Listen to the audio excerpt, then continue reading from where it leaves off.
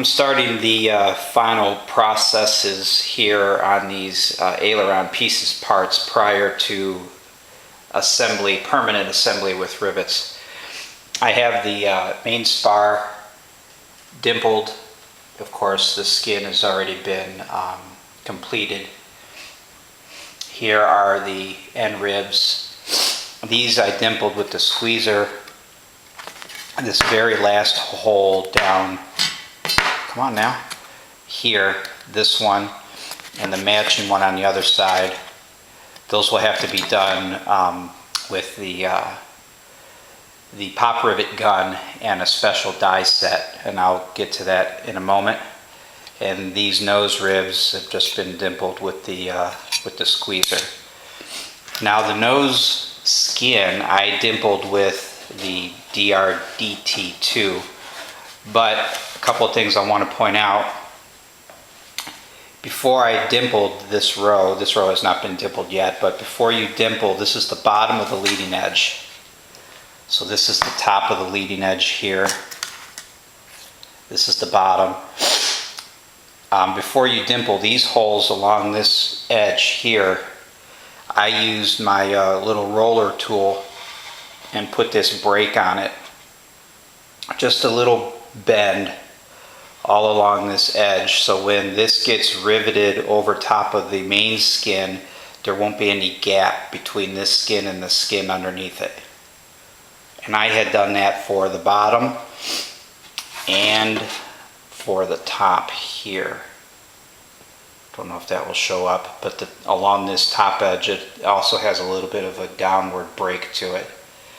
Now these holes have all been dimpled.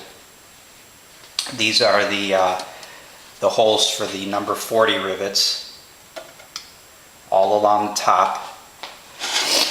You have to remember that these holes on the bottom, these have been opened up to a number 30 for pop rivets. So you have to make sure that you switch your dimple dies before you do this row here.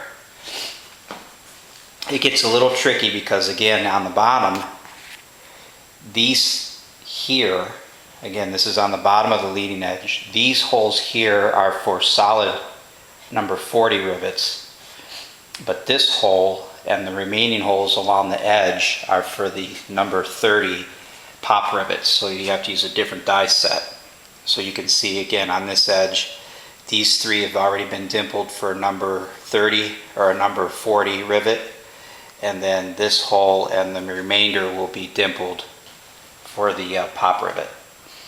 So that's what I'm going to do now. I'm going to go ahead and do these, and then I'll get that pop rivet die set and do these holes here that are hard to get to.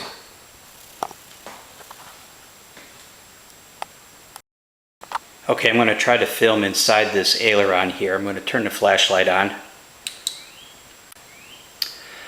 Okay, so down there you can see the bucking bar. It's my tungsten bucking bar.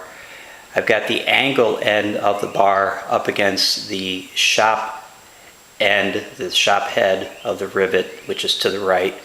On the other side, I have it resting on the spar of the aileron, and then the skin is actually applying pressure to the bar itself.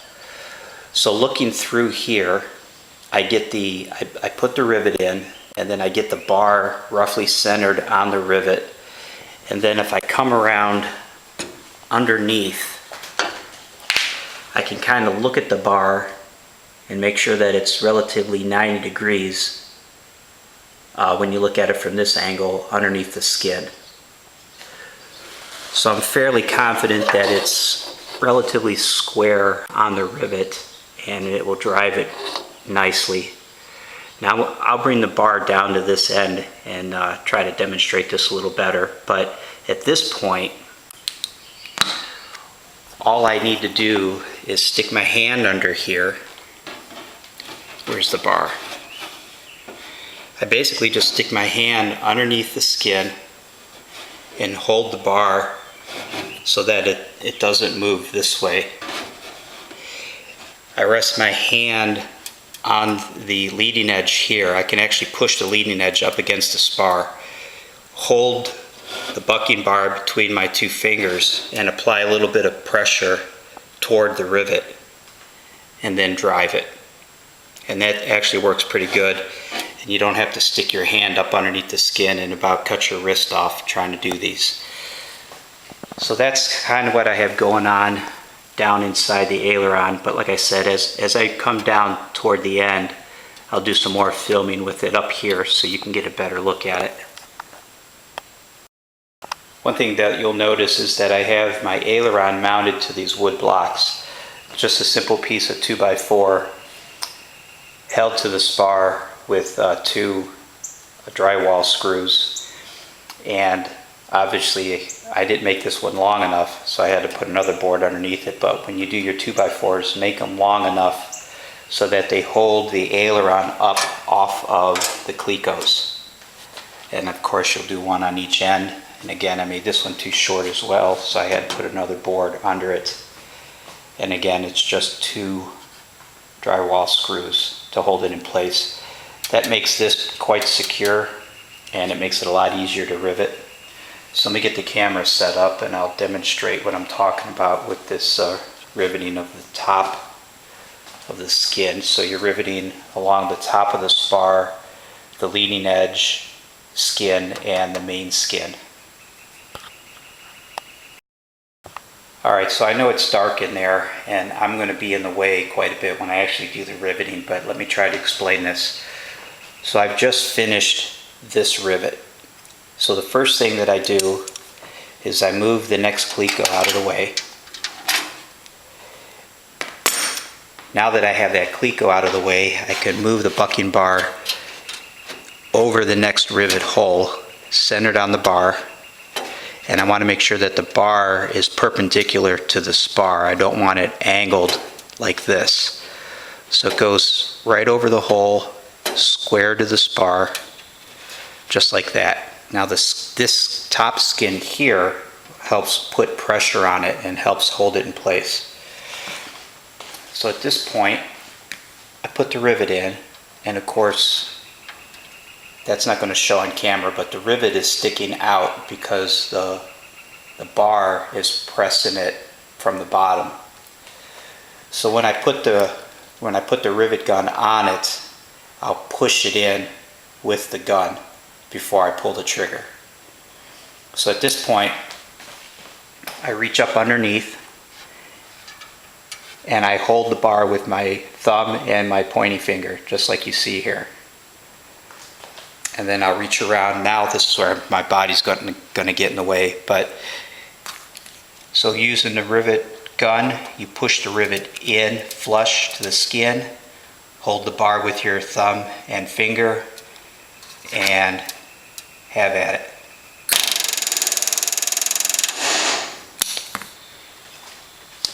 And then when you move the bar, that's the finished rivet. And of course that's probably not going to show up on camera, but it's a very, very nice finish. So again, moving on to the next one. Take the cleco out of the way so I can see the hole. I'll bring the bucking bar down, centered on the hole, square to the spar.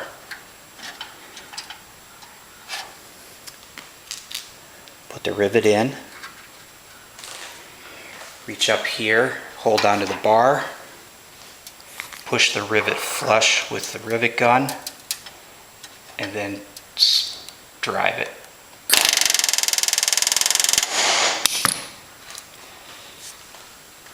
And then again, I don't know if this helps, but using a flashlight, that's the finished rivet. And you do that for the whole length of the aileron. And like with most riveting that I do, let me take this off of here. I start my riveting in the center and I work over from there a little bit at a time. And if you sight down the spar, even when you start in the center of the aileron, using a flashlight, you can see down there quite well. and you can position the bucking bar as needed as you sight down from one end or the other. Of course, it gets easier and easier as you work your way out toward the end, like I am now. That's pretty much it. That seems to work quite well. And then you also want to check the seam. Let me get this light out of here.